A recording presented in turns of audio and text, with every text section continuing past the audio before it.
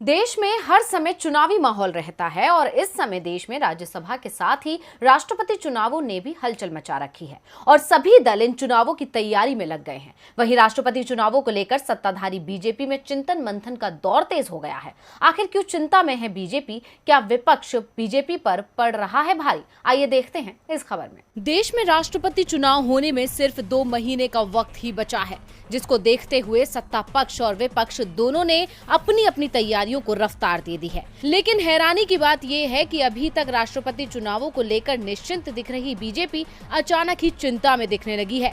तो आपको बता दें कि इसके पीछे का कारण है विपक्ष की एकजुटता, और विपक्ष को एकजुट करने का जिम्मा उठाया है तेलंगाना के सीएम केसीआर ने। और जिस तरह से वो इस कमान को संभाल रहे हैं, बीजेपी के बीच डर पैदा हो गया है और इसका असर ये हुआ कि बीजेपी को बैठक करनी पड़ी। अमित शाह और जेपी नड्डा समेत बीजेपी के शीर्ष नेताओं ने करीब 4 घंटे की बैठक की। बता दें कि राष्ट्रपति चुनाव 2024 के लोकसभा चुनाव को लेकर भी काफी महत्वपूर्ण माना जा रहा है। ऐसे में भाजपा के नेतृत्व वाले गठबंधन और विपक्ष दोनों ने भारत के नए राष्ट्रपति के लिए अपने अपने उम्मीदवार उतारने की तैयारी कर ली है। वहीं इस मुद्दे पर आम सहमति बनाने के लिए तेलंगाना के मुख्यमंत्री के चंद्रशेखर राव और महाराष्ट्र के नेता शरद पवार बैठकों का नेतृत्व कर रहे हैं। केसीआर 2024 के आम चुनावों के लिए गैर कांग्रेसी, गैर बीजेपी मोर्चे के लिए काम कर रहे हैं और प्रमुख विपक्षी नेताओं से मुलाकात कर रहे हैं। इन सबके बीच एनडीए में सहयोगी जेडीयू भी बीजेपी की टेंशन बढ़ा रही है, क्योंकि दोनों के बीच अनबन जारी है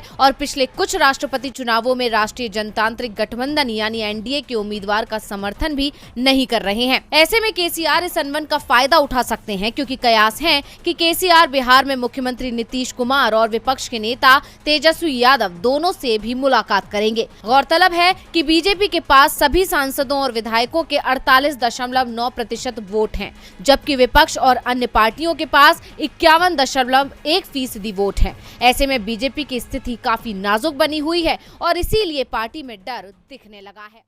सपा के कद्दावर नेता आजम खान जब से जेल से बाहर आए हैं, तब से यूपी में सियासी अटकलों का बाजार काफी गर्म है। खबरें तो यहां तक आ रही हैं कि अखिलेश से नाराजगी की वजह से आजम सपा से अपनी राहें जुदा कर सकते हैं, लेकिन अखिलेश इतनी आसानी से आजम को सपा का साथ नहीं छोड़ने देंगे। अखिलेश ने आजम को मनाने के लिए क्या रास्ता निकाला है और आजम से 10 मिनट तक बात भी हुई है, तो क्या हुई है बातचीत, देखते हैं ये रिपोर्ट। आजम खान और समाजवादी पार्टी का रिश्ता काफी पुराना है। नेताजी मुलायम सिंह यादव से उनका याराना यूपी की सियासत में काफी मशहूर है। मुसलमानों का प्रतिनिधित्व करने वाले आजम खान की एक वक्त में यूपी की सियासत में तूती बोला करती थी, लेकिन आज हालात बदल चुके हैं। यूपी की सत्ता पर बीजेपी का कब्जा है, लेकिन जेल में रहने के बावजूद आजम खान ने अपनी जीत का सिलसिला जारी रखा, जो ये बताने के लिए काफी है कि सपा सत्ता में रहे या ना रहे, लेकिन आजम यूपी की सियासत का मजबूत हिस्सा है। शायद ये बात अब सपा मुखिया अखिलेश यादव भी समझ चुके हैं और उन्हें मनाने में जुट गए हैं। आजम जेल से छूटने के बाद सोमवार को विधानसभा भवन आए और विधानसभा सदस्य की शपथ ली, लेकिन उन्होंने सदन की कार्रवाई में हिस्सा नहीं लिया। इस बीच उन्होंने एक बार फिर इस बात से इनकार किया कि वो अखिलेश यादव से नाराज हैं। आजम खान शपथ लेकर विधानसभा के मंडप में दाखिल हुए। तब 10:30 बजे थे और तब तक सदन नहीं बैठा था। वे गलियारे से होते हुए विधानसभा लॉबी में आकर कुछ देर बैठे। थोड़ी देर बाद आजम लिफ्ट से नीचे आए और लखनऊ से रामपुर लौट गए। सपा नेता रविदास मेहरोत्रा ने बताया कि आजम खान की तबीयत खराब थी, इसलिए वो शपथ लेने के बाद चले गए, लेकिन उनके बेटे अब्दुल्ला आजम सदन में मौजूद रहे।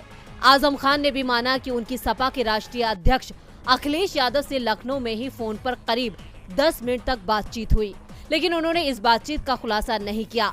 आजम ने कहा कि मैं आपको क्यों बताऊं कि मैंने कुर्ते के नीचे किस तरह की बनियान पहनी है। आजम के इस बयान से साफ है कि अब वो सपा में ही रहने वाले हैं। खबरें तो यहाँ तक हैं कि मुलायम सिंह यादव भी आजम से मुलाकात करने वाले हैं। मुलायम सिंह के साथ अखिलेश भी मौजूद रहेंगे। अब सबकी नजरें इस मुलाकात पर